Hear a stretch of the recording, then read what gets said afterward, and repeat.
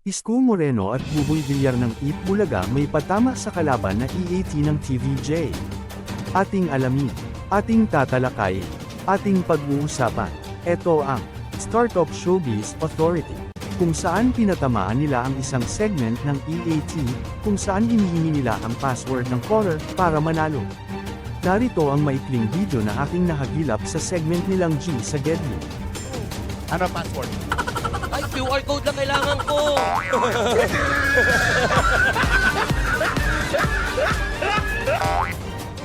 Ano password?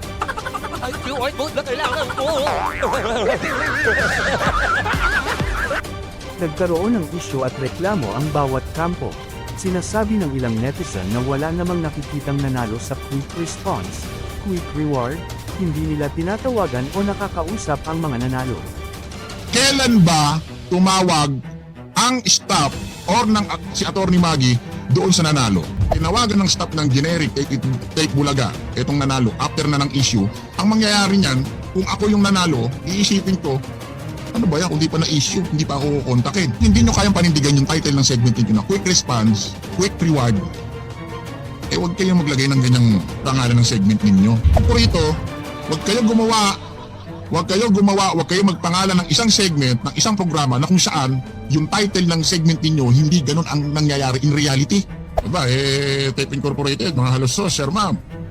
Nako, wala pa masyadong naaano yung programa ninyo.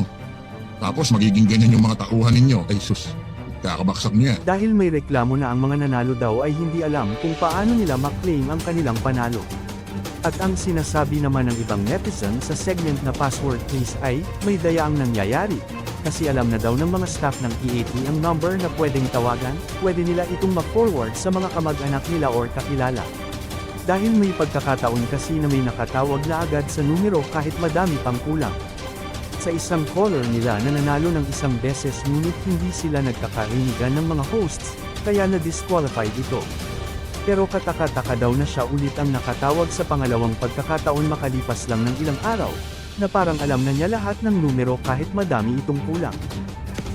Okay, yung hawak niyang cellphone ang maghahatid sa inyo ng swerte. Tandaan ang password na Legit! Dabarkats ako! Pero ito na, Dabarkats, kumpletuhin na natin ang ating number. Number reveal! Pagtawag nyo, Dabarkats, huwag kakalimutan ang password na Legit! Dabarkats ako! Number! Sa telepono po tayo mag-usap, ha? Hello, password please. Hello, legit Dabarkats ako. Tay Rizal. Tay Rizal. Oo. Ilan taong ka na? Ilan taong ka na? Nakatawag ako last Tuesday. Ako yung una kaso hindi niyo ako naririnig. Ay, hindi ka na lang. Buti nakabawi ka. Sa aking pananaliksik ay parehas naman ang magkabilang kampo na pinatutunayan nila na may nanalo. May ginagawa silang interview or humihingi sila ng video sa mga nanalo. Kung nagkakaroon naman ng dayaan dito ay kayo na ang humusga. Paano ba manalo sa mga ito? Unahin natin ang sa EAT ng TVJ. Ang segment na password please ng EAT kung saan pwedeng manalo ang mga nasa bahay na nanonood. Kinakailangan na may load ang SIM card mo at mabilis mong mahulaan at matawagan ang number na lalabas sa screen. Once na masagot ng mga hosts ang iyong tawag, ay hihingi nila ang password please, na dapat ang sagot ng caller ay, Legit Dabarkats ako, lahat pwedeng sumali at manalo, basta nakatutok ka at nanonood sa TV at cellphone. Ang pantapat naman ng Itbulaga dito ay ang Quick Response Quick Reward QR Code, kung saan kailangan mo naman mascan ang QR code na lalabas sa TV screen mo, at kailangan mo mag-register ng information mo at mag-selfie sa harap ng TV habang nanonood ng Itbulaga. Ang mga nanonood lang sa TV ang may chance na manalo, kasi pag nanonood ka sa cellphone ay ganito ang makikita mo. Isa ka din ba sa mga umaasang manalo dito?